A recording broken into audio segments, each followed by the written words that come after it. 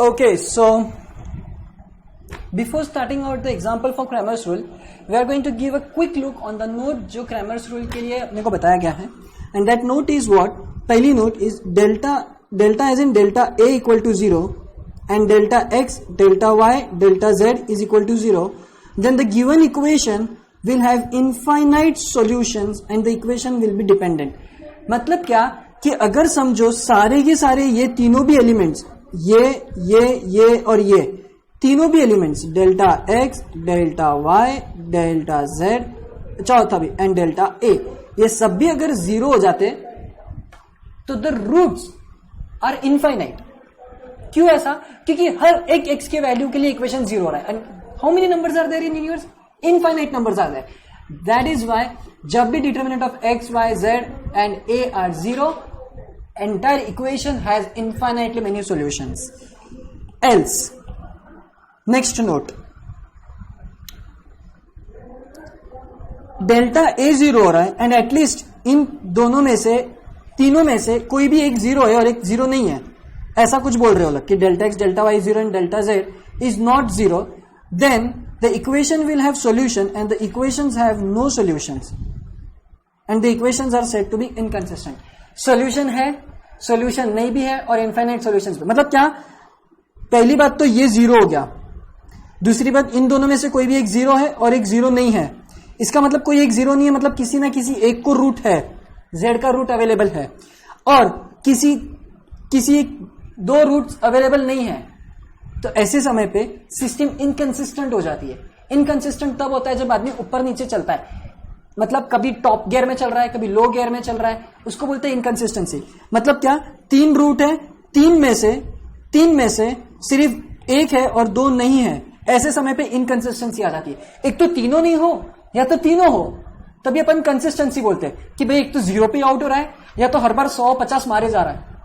Batting is consistent, लेकिन कभी 50 पे तो कभी 0 पे, कभी 20 पे, कभी 30 पे, कभी 5 पे, कभी 0 पे. इनकंसिस्टेंट है वो, कुछ बताते नहीं आता है उसको. तो ये वो चीज हो जाती है. तो इक्वेशंस आर इनकंसिस्टेंट. सो जिसको ध्यान में रखते हुए आपको इसको सॉल्व करना होता है कि पॉसिबिलिटीज हो सकती है, ऐसी भी पॉसिबिलिटीज भी हो सकती है. इसमें हो रही है क्या? We will check. पहली बात तो क्या करेंगे? We will find determinant of A. Determinant of A कैसे फाइंड आउट होता है guys? Just consider the coefficients of X Y Z. Just consider the coefficients of X Y Z और उनको रो वाइज लिखना चालू कर दो. सो पहले इक्वेशन में एक्स वाई जेड के कोएफिशिएंट्स क्या है? 1, 1, -1. दूसरे इक्वेशन में coefficients of X Y Z are 3, 2, 3. तीसरे इक्वेशन में coefficients of X Y Z are 2, 7, 4 and this is my determinant of A. Similarly मेरा डिटर्मिनेंट ऑफ एक्स क्या रहेगा? फिर मेरा डिटर्मिनेंट ऑफ, ओ बाप रे, लाइन नहीं मारता रहा मेरे को अच्छे से आज. वैसे मैं मारता हूं अच्छे से, आज नहीं आ रहा है. डिटर्मिनेंट ऑफ एक्स क्या रहेगा? सर ये जो पहला रो है, उस कॉलम है, उसको एलिमिनेट करके ये 3 नंबर को लिखा जाता है. सो -2, 13, 31.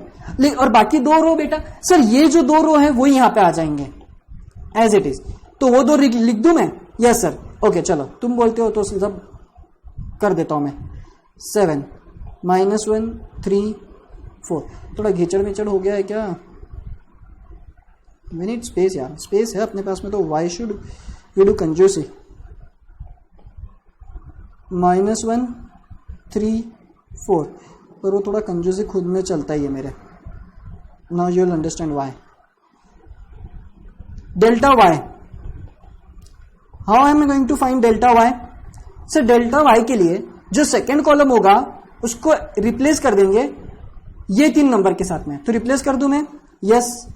2, 13, 31. सर अगेन कंजूसी मत करो सर, नहीं करता बेटा. चलो बाकी कौन से दो एज इट इज? ये और ये एज इट इज. तो लिख दो 1, -1, 3, 3, 2, 4. ये हो गया मेरा delta A, delta X, delta Y. अब मेरा बचा क्या है? सिर्फ delta Z. Blue pen delta Z. So क्या रहेगा डेल्टा जेड? सर ये जो कॉलम है उसको रिप्लेस कर देंगे ये 3 नंबर के साथ में, तो कर दूं मैं? हाँ सर कर दो। क्या है भाई? -2, 13, 31। बचेंगे कौन से दो? 1, 3, 2, 1, 2, 7। ये एकदम चिपक के क्यों खड़ा है? मार दीवार से चिपक के खड़ा है एकदम। -2, 3, 13, 31 and now we are available with each and everything. पर हमको इन डिटर्मिनेंट्स को सॉल्व करना पड़ेगा और मेरे को हर एक का आंसर लगेगा। क्यों? क्योंकि for finding out determinant of मतलब x का सॉल्यूशन, x के सॉल्यूशन के लिए I need delta x upon delta a। सो मतलब इन दोनों का डिवीजन तो नहीं कर सकता ना मैं, मेरे को इनका आंसर लगेगा। सो अब ये तुम्हारा टास्क है, मैं सिर्फ और सिर्फ डिटर्मिनेंट ऑफ a और डिटर्मिनेंट ऑफ x निकालूंगा, y और z नहीं निकालूंगा। इट्स रियली लेंदी। वो चीज आप लोग करो पॉज करके, मैं डायरेक्टली आंसर लिखूंगा, ठीक है? बस कॉन्सेंट्रेट करो लेकिन डिटर्मिनेंट ऑफ a और डिटर्मिनेंट ऑफ x कैसे निकाल रहा हूं मैं, ठीक है? चलो तो डिटर्मिनेंट ऑफ a को मैं सॉल्व कर रहा हूं। अभी सॉल्व करने का तरीका क्या है? इसको कंसिडर करते हैं 1 इंटू, मतलब मैं ब्रैकेट ही दे देता हूं, अभी इंटू लिखने की जरूरत। 1 जिस रो और कॉलम में उसको एलिमिनेट कर दो, जो 2 बचेंगे उनका क्रॉस मल्टीप्लीकेशन लेंगे अपन। ओके, सो दैट इज 2 4 जा 8 माइनस 3 7 जा 21 माइनस साइन। अब ये 1 जो रो और कॉलम में रहेगा, ये 1 जो रो और कॉलम में रहेगा उसको हम एलिमिनेट कर देंगे और बचे हुए 2 का हम क्रॉस मल्टीप्लीकेशन लेंगे। यानी कौन से 2? 1 ये 3 और 4 का, और ये 3 और ये 2 का। सो उसका क्रॉस मल्टीप्लीकेशन क्या हो रहा है? 3 4 जा, और 1 को मल्टीप्लाई करना भूल गया मैं।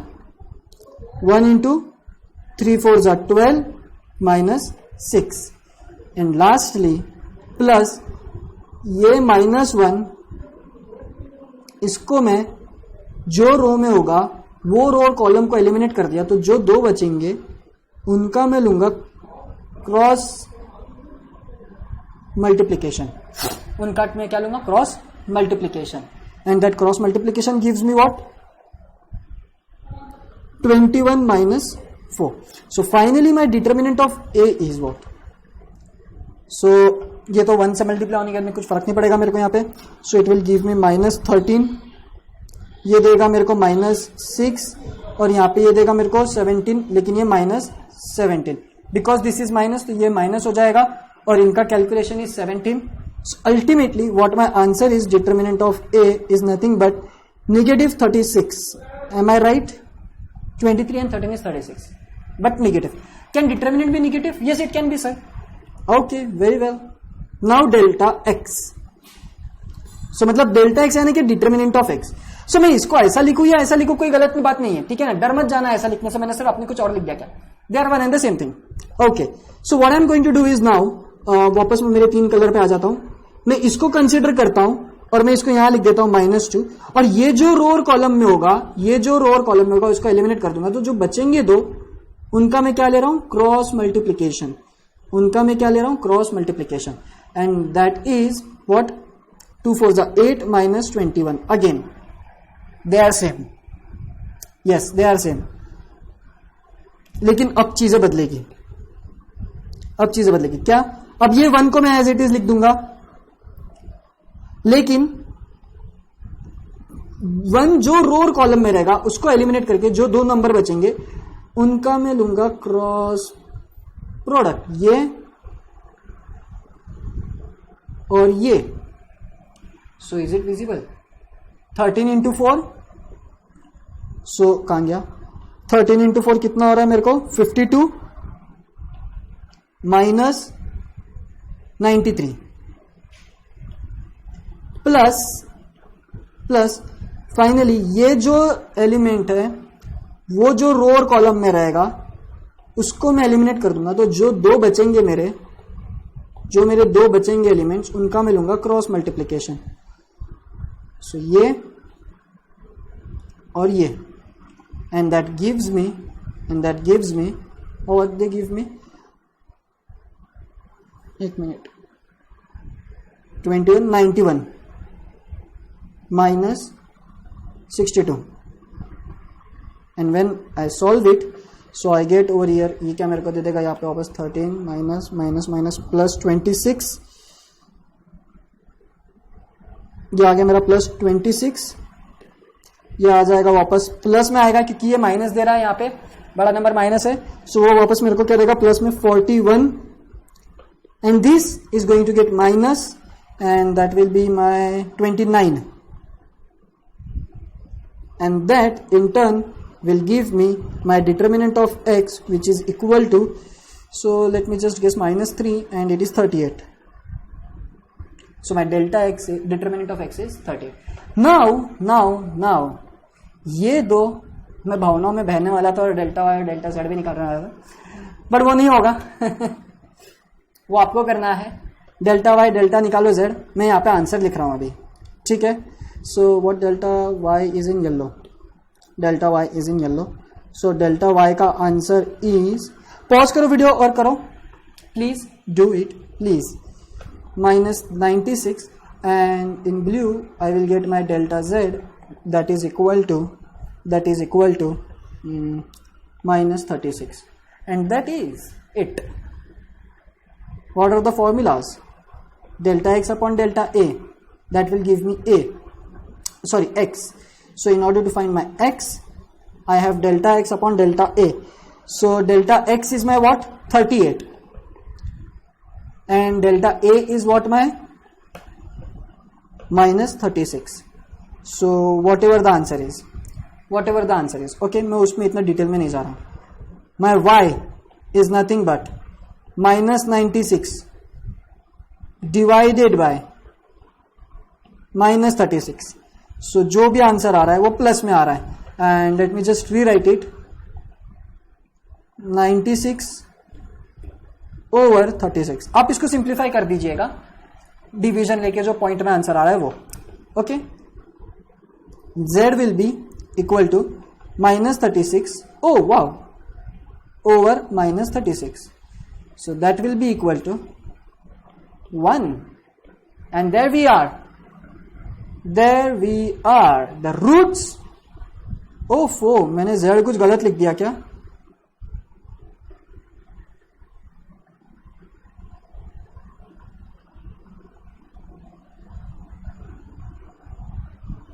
एक बार आप लोग z कैलकुलेट कर लेना. I feel like there is some mistake over here. Give me a second. Okay, so there has been some mistake in my calculations. मतलब जो मेरी बुक थी उसमें, बुक नहीं, वो ICAI इंस्टीट्यूट के मॉड्यूल में ही गलती है. उन्होंने डेल्टा z को 36 लिखा है, लेकिन वो -130 है, एंड दैट इज इट. सो यहाँ पे मैं -130 लिख दूंगा. So what I will get is 130 over 36, and there you are is my final answer for these 3xyz, and those are the roots of my linear equations. Now आपके institute के module में अच्छे खासे एग्जांपल्स हैं, do go through with them. इसके लिए मैं ज्यादा एग्जांपल्स इसलिए नहीं ले रहा हूं क्योंकि you have to just calculate the determinant, और डिटरमिनेंट की प्रैक्टिस तो अपन पहले ही कर चुके हैं. So the one example is very well enough just to give you a idea how do you solve it. Rest you can do easily, और इतना डिफिकल्ट नहीं है वो टास्क. बस डिटरमिनेंट कैसे फॉर्म करना है वो मेरा काम था आपको सिखाना, और वो मैंने सिखाया है ये एग्जांपल में. नहीं समझ में आया होगा तो वापस वीडियो देखो, समझ में आ जाएगा. So and we are done with the Cramer's rules also. Congratulations, it's so easy. And now in upcoming videos मैं ये और ये टॉपिक्स को मैं कवर करा लूंगा. इसमें एक चीज आएगी, नहीं ठीक है, इतने ही टॉपिक्स है. यस एग्जैक्टली, इनवर्स, सिंगुलर, वो सब. So that's it from me guys. Thank you very much.